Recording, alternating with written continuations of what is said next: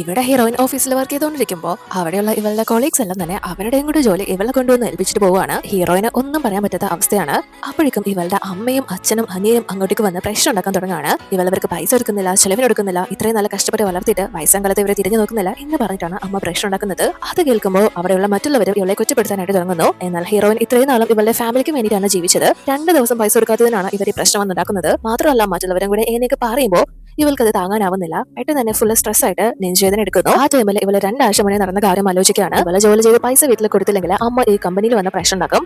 അതുകൊണ്ട് തന്നെ അത് മനസ്സിലാക്കിയിട്ട് ഇവളുടെ ബോസ് പോലും ഇവളെ കൊണ്ട് ഓവർ ടൈം വർക്ക് എടുപ്പിച്ചിരുന്നു.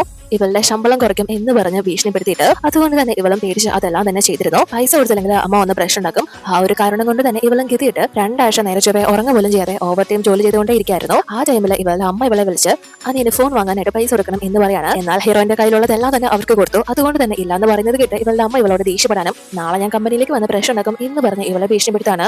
അതും കൂടെ കേട്ട് ഇവളെ നല്ലതുപോലെ തളർന്ന് അവിടെ നെഞ്ചുവേദന വന്ന് തറയിൽ വീഴാണ്. പെട്ടെന്ന് തന്നെ അമ്മയോട് ഏതെങ്കിലും ആംബുലൻസ് വിളിക്കാനായിട്ട് ആവശ്യപ്പെടുന്നു. പക്ഷെ ഇവള് അടവ് കാണിക്കാണ് എന്നാണ് അവര് പറയുന്നത്. തിരിഞ്ഞു പോലും നോക്കിയില്ല. എന്നാൽ അതിനുശേഷം ഇവള് മാനസികമായിട്ടും ശാരീരികമായിട്ടൊക്കെ ഭയങ്കരമായിട്ട് തളർന്നത് കൊണ്ട് തന്നെ മരണത്തോട് അടുക്കുന്നില്ല.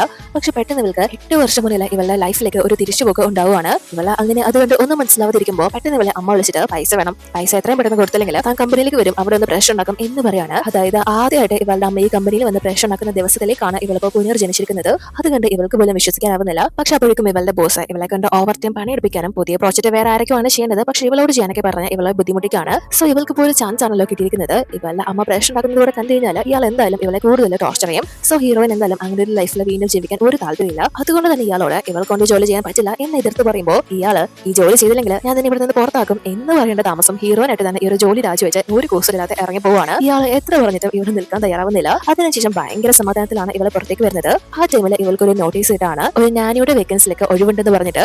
സോ ഹീറോയിൻ നോക്കുമ്പോൾ ഇവൾക്ക് ഇനി എന്തായാലും ഈ ഫീൽഡിൽ വർക്ക് ചെയ്യാൻ പറ്റില്ല, ഈ കമ്പനിയിലെ ബോസ് അതിന് അനുവദിക്കില്ല. അതുകൊണ്ട് തന്നെ ഞാൻ അഗ്നോ എന്നാലും കുഴപ്പമില്ല, എന്തായാലും ഇവരുടെയൊക്കെ അടിമയായി മരിക്കേണ്ടി വരില്ലല്ലോ എന്ന് ഉറപ്പിച്ച് ഇവളെ ആ ഒരു ജോലിക്ക് പോകാനായിട്ട് തീരുമാനിക്കുകയാണ്.